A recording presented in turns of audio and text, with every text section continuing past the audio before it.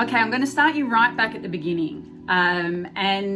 This is something that I also cover in my interviews when I'm looking for people to join my team. It's, what did you want to be when you grew up? But very rarely we end up being who we thought we'd be when we were younger. And I never thought that I'd be running a customer success team at an amazing organization like CLOUDFLARE. So when I grew up, I knew that I wanted to do something where I got to have some control over my destiny. And I knew that I liked reading, and I liked researching, and I liked writing.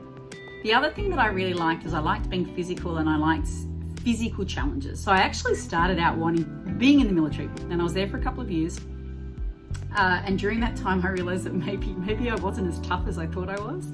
When I left ADFA, I went into a university in Sydney and continued my studies there, but looking at political science and more of the sociology courses. And that's how I ended up getting my first job out of uni as a researcher for a financial publication. And from there I moved to another domestic bank in Australia and realised that I didn't want to be in banking, left banking, and I went and enrolled in a master's in international studies, and I started doing work as a DJ, and I looked around at all my girlfriends from school and I thought, what industry is going to pay me the best? And it was technology. I found a role for a technology company that was looking for an account manager, but they wanted someone who knew the Australian investment banking scene, which I did. They wanted someone who was good at report writing, which I was. And they specifically wanted someone with interview skills. And of course, coming from doing all the radio that I'd been doing, I had formal and informal qualifications in interview skills. So I rocked up to this interview with my jack of all trades, hodgepodge background, and got offered the role above the role that I was going for. Long story short, I ended up staying in technology, and then from there got to CLOUDFLARE. And I've been at CLOUDFLARE for almost 2 years, and it's been the most intense, fast-paced experience of my life and utterly exhilarating. So that's a long-winded way of saying how someone with a Bachelor of Arts in Public Science who grew up wanting to be a spy and spent time thinking she might be a DJ ended up running post-sales at part of CLOUDFLARE. I think a lot of people have to, and in particular women, especially if you've taken career breaks for family or for other reasons, you have to be able to justify the gaps or why you've chopped and changed. And the one difference I see between Pet It Not So Well is being able to control the narrative. So, my story could be, oh yeah, I spent some time doing this and I spent some time doing that, and then blah, blah, blah. But if you create a narrative, it's got to be true, but you tie it together and you say, well, what is the story and what's the purpose? And you know what? I actually bring a much broader range of value and experience and network and just exposure to different challenges than I would have if I'd stayed in a very narrow niche. If I know you've got these 3 problems with your business, I might not be able to meet any of them with my technology, but at least I'm aware of it. And I might have someone in my network that you can talk to. Or I may have another customer who's raised that same issue. And with both of your permission, I can say, look, let me connect you because this company is also in the same industry as you and they faced this same challenge 3 years ago. And now I'm actually offering genuine advice and hopefully building a foundation of trust so that next time I or someone in my team goes back and says, we think that CLOUDFLARE is the right solution for this, they'll say, well, at that time when I needed help, they offered me a solution that had nothing to do with them. I'm going to trust them when they offer me a solution that has to do with them.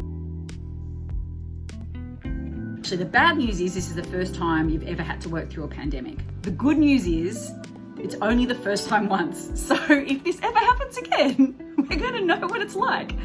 A lot of them are saying, men and women are saying, look, this is making me think about what's important and where I spend my time. And maybe what I want to do is turn it down a notch, and maybe once we get through this period and there's more stability, maybe I don't want to be the bee's knees or the CXO or the C whatever O.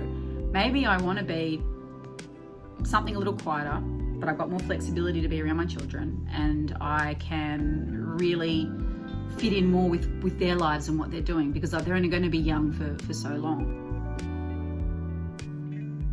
a lot of online fun things, but we're also doing a lot more gentler offline, cameras off. Let's just spend some time together if we can, one-on-one. I'm often on calls at 5 a.m. in the morning, and it takes me 15 minutes from when my alarm goes to have a shower, to get breakfast, to be in the study, because the study is only 3 meters from my bedroom.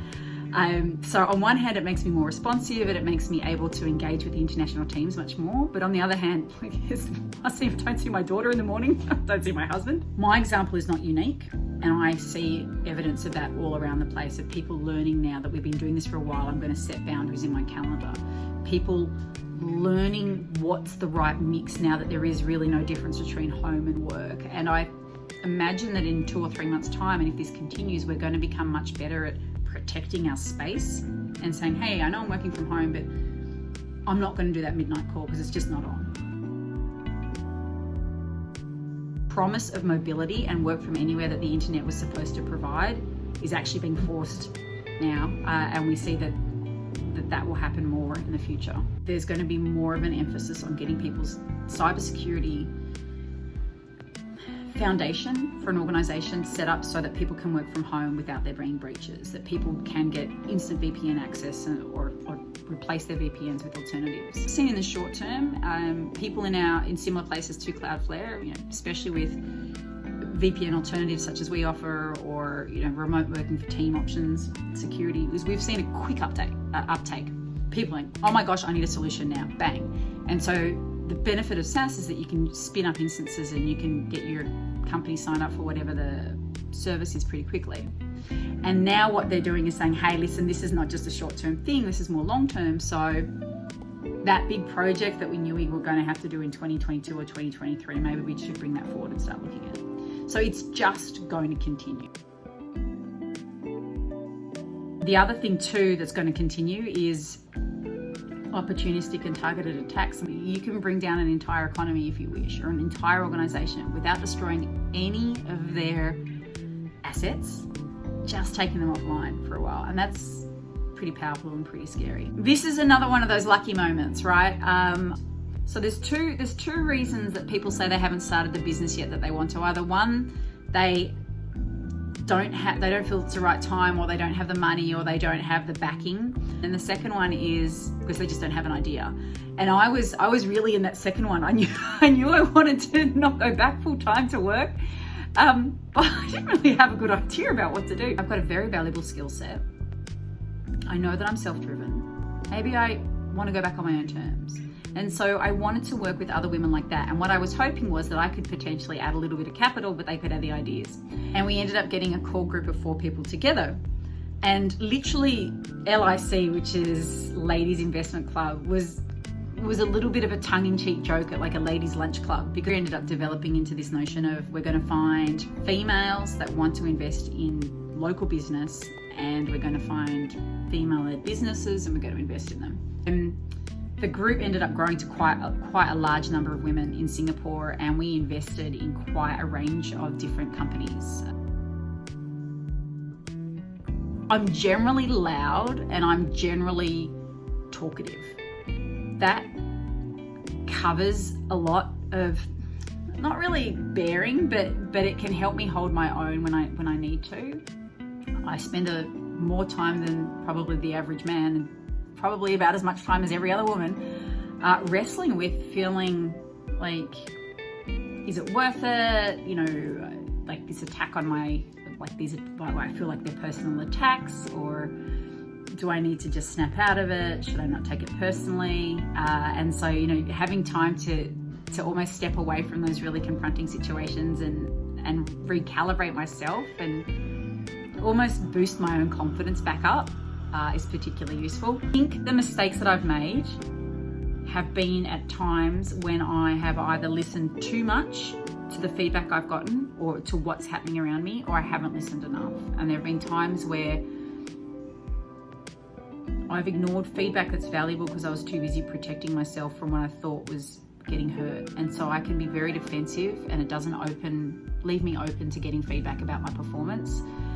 So that's something that I think is really hard, and I don't have an answer for it, but I would urge all female leaders to understand that those feelings you get sometimes where you think I'm not good enough, or everyone hates me, or it's all going wrong, or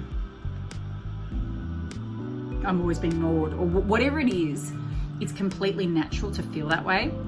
And you've just got to sometimes step back and just make sure, well, maybe I can't change everything around me, but I can change how I behave, in so much as I'm going to make sure I don't do it to someone else. I'm going to make sure if there's a junior female leader, or if there's just even a junior female on my team, that I'm not going to do the same thing to her. I am going to give her a voice. And maybe if I see another leader in the leadership group being shouted down and she's a chick, I'm going to stand up for her in that meeting, because it is so much easier, as you know, to stand up for someone else than it is for yourself. So I was working for a company, and I worked very closely with the CEO there. I was very lucky, and he had a daughter, and he loved his daughter, and we used to talk about his daughter a lot, and we used to talk about the importance of having children to learn second languages and things. And I used to talk about when I had a family, that I'd want my child to be bilingual if possible, and blah, blah, blah. So we talked often about the fact that at one point in time, not, hey, Kate, when do you plan to have a baby? But that it was in the realm of what would happen. And he also had an executive team that was 60% women, and a lot of them worked flexibly. So I was really excited about, and I used to say, I used to hold up this person and say, he is an example of leading without a gender for gender. And I remember calling him and telling him that I was pregnant. And this is a guy that always talked about his daughter, brought his daughter into the office, always asked about kids, whole thing. And the first words he said to me is, I am so disappointed. I am so disappointed in you, Kate, that you've just wrecked the whole strategy. I was absolutely gutted. And from that day, made it very clear that I was no longer someone that he trusted or someone he wanted to work with. Yeah. And so that's my example, and my story there, and my advice to other female leaders is, it can happen to anyone. It can happen from people you don't expect it to come from, because their public persona is different. And maybe this person didn't even realize that that's what he was doing. Maybe he just looked at me as the person who could deliver the project, and he was so busy being angry about that he didn't understand that this is actually pregnancy-related discrimination and harassment. I think it depends so much on your leadership group and on your organization. So you can be the most amazing human in the world, but if you're in a company that just is not interested in supporting you, it's going to be incredibly difficult for you to forge your way. And I would urge educated, smart, powerful women who aren't getting support with their employers to vote with their feet and be the brain drain, right? I think for future generation, be mindful of two things. Be mindful of the people that came before you, and be mindful of just how bloody hard it was for a lot of people. That's for all of us. And it doesn't matter if you look at your mother and you say, well, she's a stay-at-home mom and she doesn't understand. Or if you look at your grandmother and say, oh, she was from the olden days, she doesn't understand.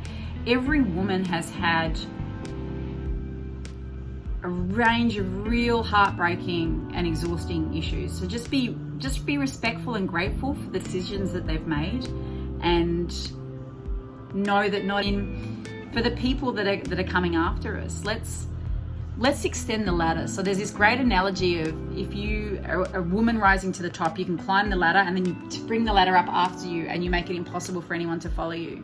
But what it should be is, I've climbed this ladder, now I'm going to put the ladder back down to you and help get you up, and help you avoid all the mistakes that I've made. So I ask our generation and the future generation to just be mindful that we extend the ladder down to the people behind us.